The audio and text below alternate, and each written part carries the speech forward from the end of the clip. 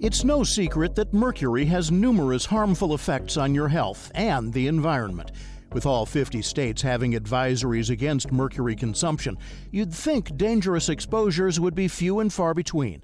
But that's not the case, despite research dating back to the 1800s proving that mercury toxicity can be fatal. The element still contaminates our food, water, and air. While all mercury is unsafe to a degree, the most poisonous form of mercury, according to scientists, is methylmercury. It forms when metallic mercury reacts with bacteria in water, soil, and plants. When humans ingest mercury, it's mainly in this form.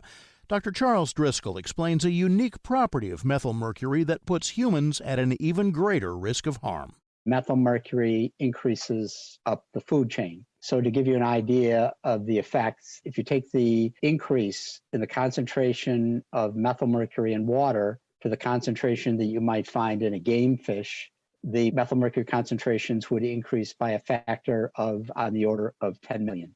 We can get to relatively low concentrations in water, but very, very high concentrations in fish due to this process called biomagnification. Driscoll is a professor in the Department of Civil and Environmental Engineering at Syracuse University.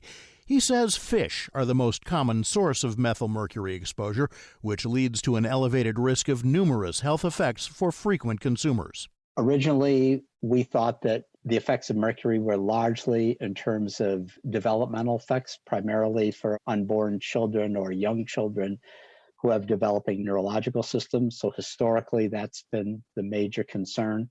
But we're finding that mercury affects all sorts of health metrics. There's a pretty strong linkage to heart attacks, fatal and non-fatal heart attacks. So you could aggravate a cardiovascular system that you would have that would create chronic problems in terms of the function of your heart.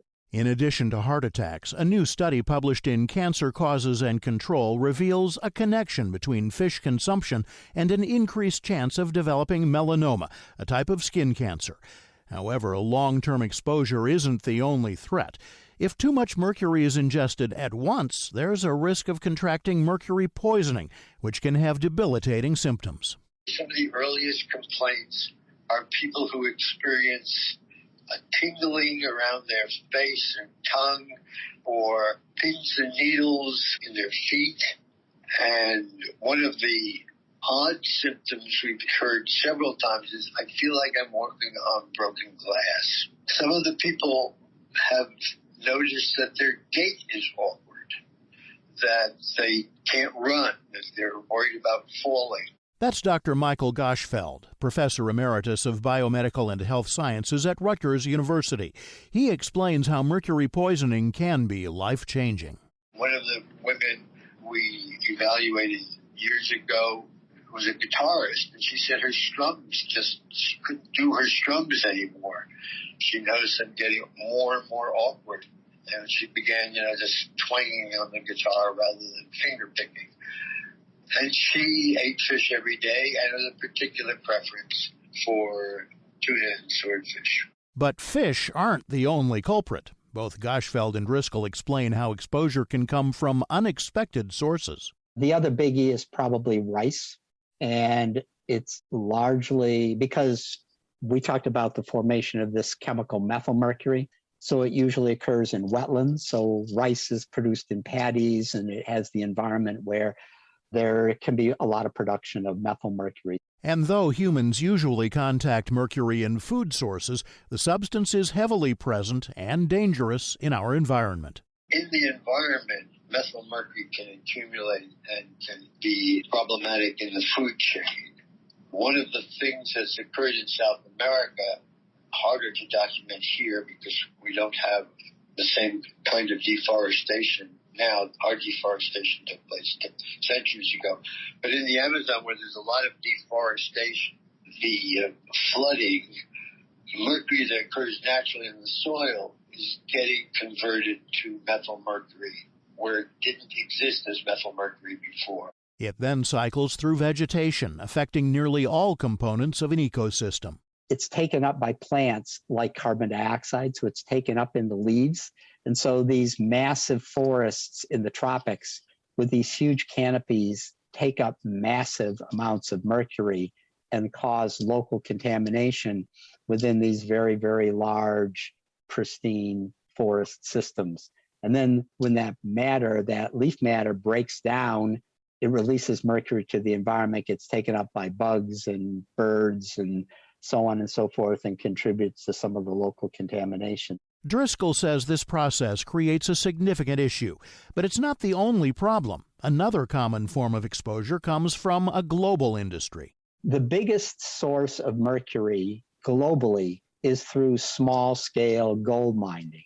In developing countries, even in the US, what people do is they use mercury to extract gold, mostly from river systems that are in small particles. So they can take the gold out, separate it by letting the particles settle, and then they mix in mercury, and the gold will sort of dissolve in the mercury.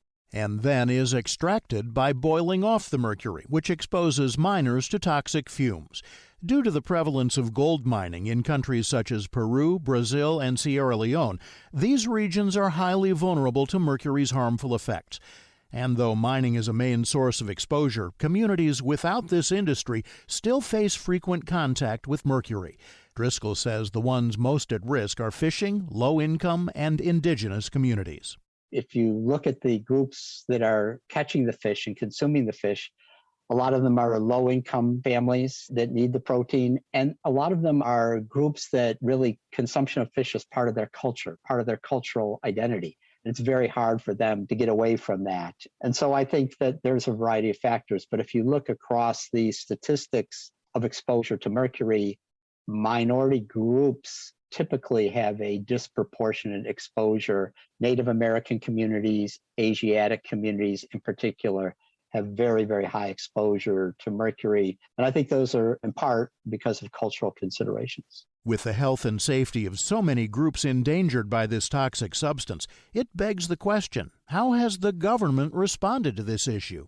The history of mercury management in the U.S. has been very, very strange.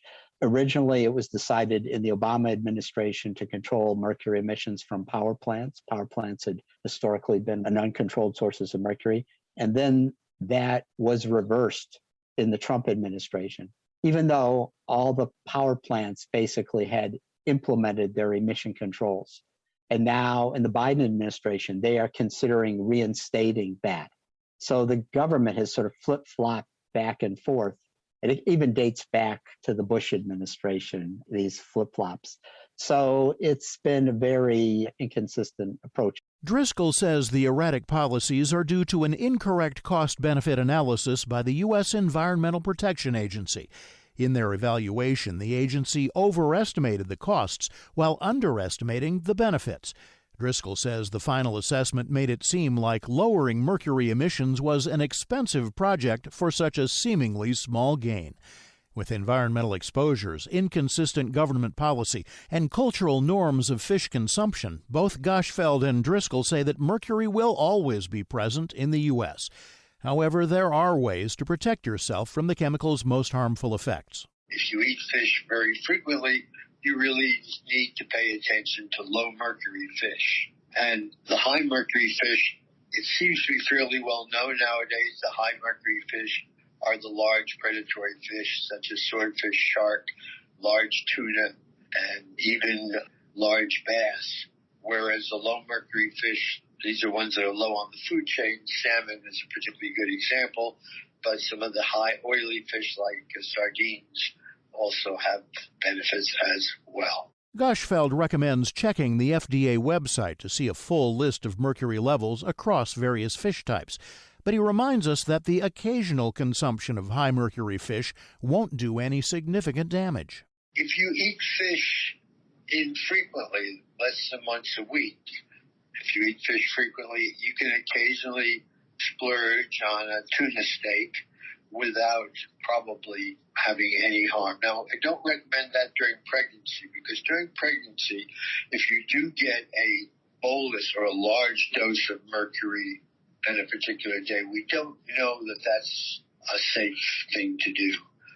But for the non-pregnant person, An occasional splurge is probably not going to do any measurable harm. So an occasional tuna dinner shouldn't be a problem.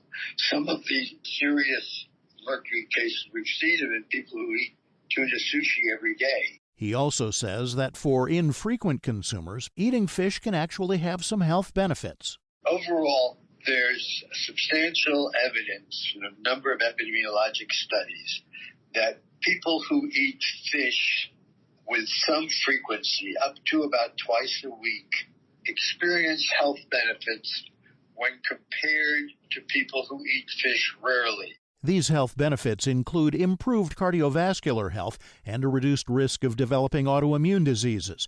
However, experts recommend that we take precautions against ingesting too much mercury. You can find more information about Drs. Charles Driscoll, Michael Goshfeld, and all of our guests on our website, radiohealthjournal.org. Our producer is Kristen Farah. Our associate producer this week is Grace Galante. I'm Reed Pence.